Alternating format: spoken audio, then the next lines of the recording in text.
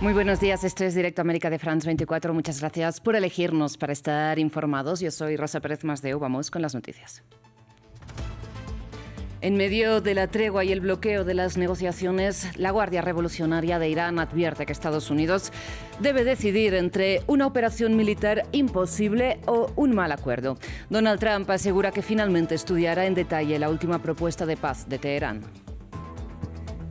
Estados Unidos va a retirar más soldados de Alemania, según advirtió el mismo presidente estadounidense, solo horas después de ordenar la salida de 5.000 de las 36.000 tropas del Pentágono en territorio alemán.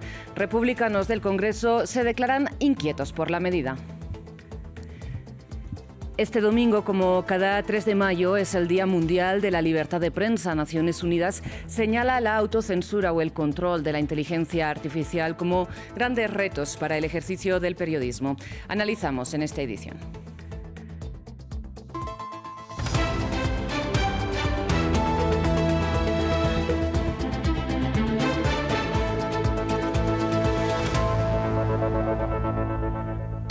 Empezamos en Medio Oriente. La Guardia Revolucionaria de Irán advierte a Donald Trump que se está cerrando la ventana de negociación y que debe elegir entre una operación militar imposible o un mal acuerdo. El presidente estadounidense flexibilizó su postura en las últimas horas e indicó que finalmente estudiará en detalle la propuesta de paz planteada esta semana por Teherán después de haber declarado, recordemos el viernes, que estaba insatisfecho con el plan. En pleno centro de Teherán, este enorme cartel. Donald Trump con la boca cerrada, al igual que esta red azul que se supone que representa el estrecho de Hormuz.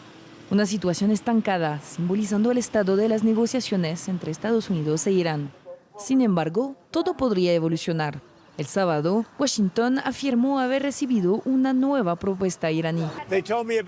Me acaban de hablar del plan, ahora me lo van a presentar en detalle.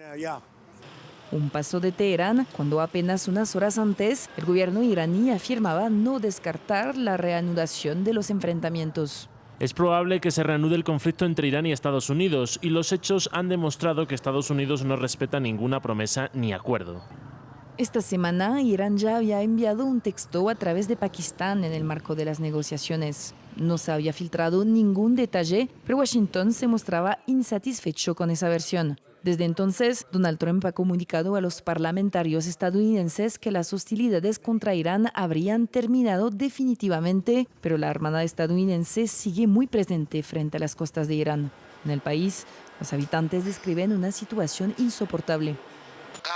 Antes del alto el fuego realmente no teníamos mucha economía.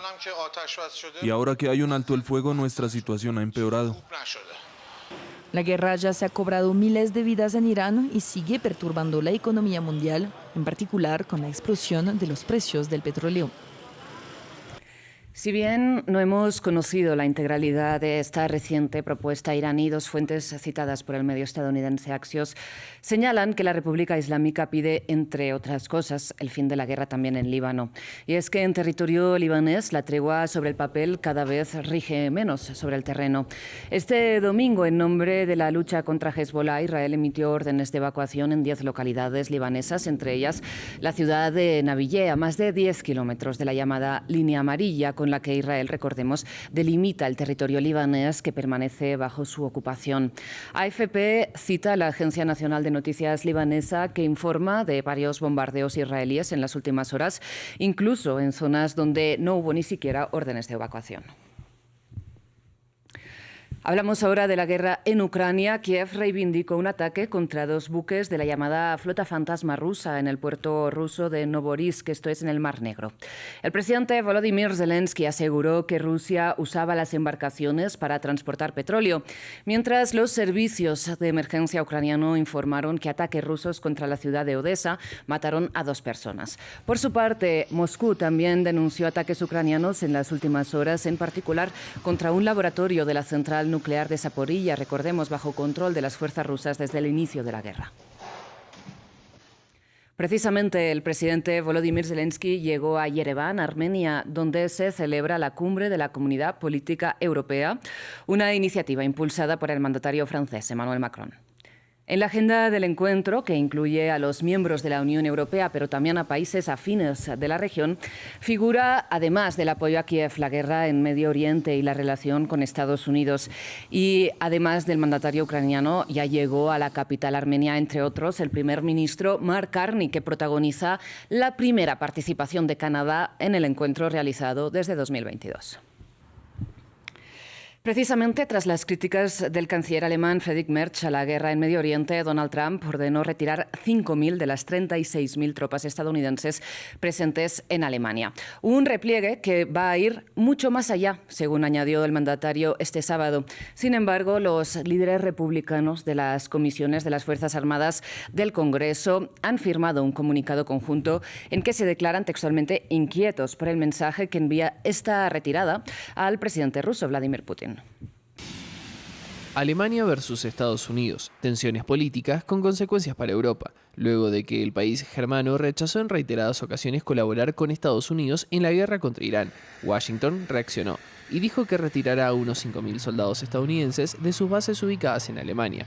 Pero, ¿esto qué implica? Europa es la segunda región del mundo más importante en términos militares para Estados Unidos. En el viejo continente hay desplegados unos 68.000 efectivos en decenas de bases fijas y emplazamientos más pequeños. El Comando Europeo de Estados Unidos supervisa operaciones militares de 6 comandos compuestos que representan al Ejército, la Armada, la Fuerza Aérea, el Cuerpo de Marines, las Fuerzas de Operaciones Especiales y la Fuerza Espacial. Alemania, Italia y Reino Unido son los países con mayor despliegue militar estadounidense en la región, aunque las fuerzas de Washington tienen presencia en más de una docena de países europeos. Alemania es el país más importante en materia de defensa para la Casa Blanca, puesto que hasta diciembre de 2025 más de 36.400 militares estadounidenses estaban distribuidos en 5 guarniciones, siendo la base aérea de Ramstein la más importante. Estratégicamente, Alemania sirve a Estados Unidos como un importante centro logístico para las operaciones en Europa, Asia y Medio Oriente, pero a la decisión de quitar estos 5.000 soldados se suma la paralización de un importante plan de desarrollo militar, un batallón de artillería de largo alcance de misiles Tomahawk, cuyo inicio de operaciones se proyectaba para finales de este año. Esta decisión supone un duro golpe para Alemania, ya que desde hace algunos años el gobierno de Berlín presionaba a la Casa Blanca para instalar esta base como elemento disuasorio ante Rusia. Desde la década de 1950, tras la Segunda Guerra Mundial, Estados Unidos tiene una fuerte presencia militar en Alemania, y en la década de 1960 se realizó el mayor despliegue para contrarrestar a la Unión Soviética durante la Guerra Fría. La reciente decisión del presidente Donald Trump pone en aprietos a toda Europa y a los países de la Alianza del Tratado del Atlántico Norte, la OTAN. El gobierno alemán ya había advertido sobre una necesidad de aumentar las inversiones europeas en términos militares para fortalecer esta alianza. Cambiamos ahora de información. Este domingo, 3 de mayo, es el Día Mundial de la Libertad de Prensa y coincidiendo con la cita, Naciones Unidas señaló que entre 2022 y 2025 la libertad de prensa experimentó el mayor declive en una década y apuntó a la autocensura y al control o descontrol de la inteligencia artificial como dos de los grandes obstáculos para el ejercicio del derecho a la información. Ahora, para el análisis del panorama, contamos con Rosenthal Calmon Alves. Él es director del Centro Knight para el Periodismo en las Américas de la Universidad de Texas y miembro del Consorcio Internacional de Periodistas de Investigación. Rosenthal, muchísimas gracias por aceptar esta invitación de France 24. De entrada le pido el diagnóstico, ¿no?, sobre las causas de este declive, en particular en el continente americano, aunque entiendo que hay causas globales también. Muchas gracias por la oportunidad. Bueno, estamos viendo un tipo de tempestad perfecta porque hay varios factores que están contribuyendo para el declinio de la democracia y junto con el declinio de la democracia, el declinio de la libertad de prensa. Y los ataques al periodismo independiente. No solamente hay un declinio grande en América, en el continente americano, sino que hay situaciones completamente nuevas como Reporteros Sin Fronteras, que esta semana mostró sus índices de libertad de prensa, donde Brasil tiene un índice mejor que los Estados Unidos, algo que nosotros, los brasileños, nunca habíamos pensado que podría pasar algún día. Y otros países como Nicaragua, por ejemplo, donde el periodismo se volvió un crimen y prácticamente no hay periodistas independientes en Nicaragua, todos viven en el exilio, en Europa, aquí en Estados Unidos o en la mayoría en Costa Rica.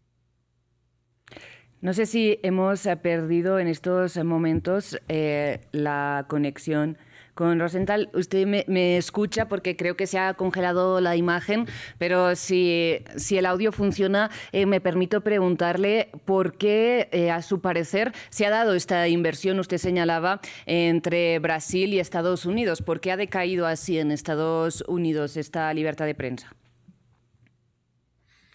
Bueno, sí te escucho bien, aunque la imagen tal vez no esté bien.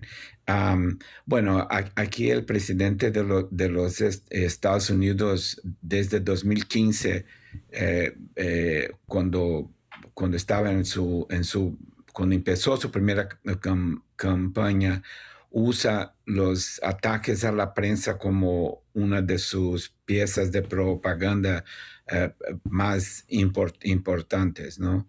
Entonces, no sé si eso es el factor que contribuye más para un deterioro de la libertad de prensa. Aquí seguramente, porque la retórica inicial se volvieron acciones, como las excesivas demandas en las cortes y la incitación a los ataques en contra de los periodistas.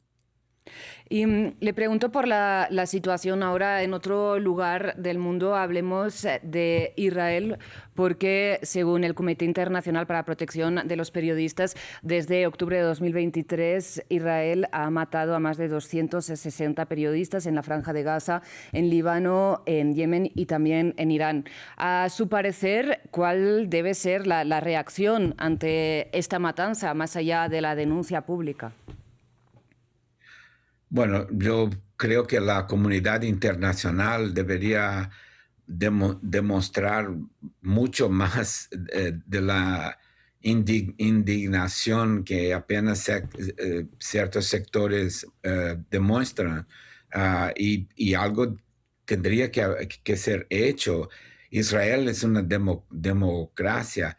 Dentro de Israel mismo, las fuerzas democráticas de ellos no podrían estar callados en frente a estos absurdos. El número de periodistas, incluso en actividad, muertos durante sus actividades, es extraordinario. Nunca hemos visto nada parecido en el mundo. Y ahora en Líbano, parece haber lo mismo. Hace unos pocos días hubo un caso absolutamente increíble de perseguición y de muerte de periodistas con todas las características aparentes de intencionalidad. Sí. Y siempre dicen que va a haber investigación, pero las investigaciones no llevan a nada. Y tampoco, como usted señala, las denuncias de la comunidad internacional que vayan acompañadas de medidas, ¿no? Para terminar, Rosenda, le quiero preguntar sobre otro aspecto, y es el de la inteligencia artificial. No sé si, imagino que usted está familiarizado con la teoría del Internet muerto, ¿no? De una red y unas redes sociales completamente plagadas de contenido generado por bots, por inteligencia artificial, que es muy difícil de discernir entre lo real real y lo falso, ¿no? ¿Cómo podemos seguir utilizando entonces las plataformas para acceder a la información ante este problema de fiabilidad del contenido? Bueno, yo me considero un pionero del periodismo online desde los principios de los años 90. Trabajo con eso, estudio eso, enseño eso. Y yo creo que no hay en el mundo una conciencia real de lo que va a pasar en los próximos años. Toda la disrupción, toda la cacofonía, toda la desinformación que ha pasado como efecto del shock de la web en los últimos 30 años, yo creo que va a ser pequeño comparado con lo que viene de ahora en adelante, con eso que usted señala sobre la desinformación, lo que considero un shock epistémico, donde uno no sabe ni siquiera de lo que uno ve, si es verdad o no. El mundo tiene que despertar para la gravedad de eso. Rosenthal, pues le agradezco muchísimo que haya compartido con nosotros su tiempo y su análisis aquí en France 24. Ha sido un placer. Muchas gracias. Llegamos así al final de esta edición informativa. Enseguida regresamos con más.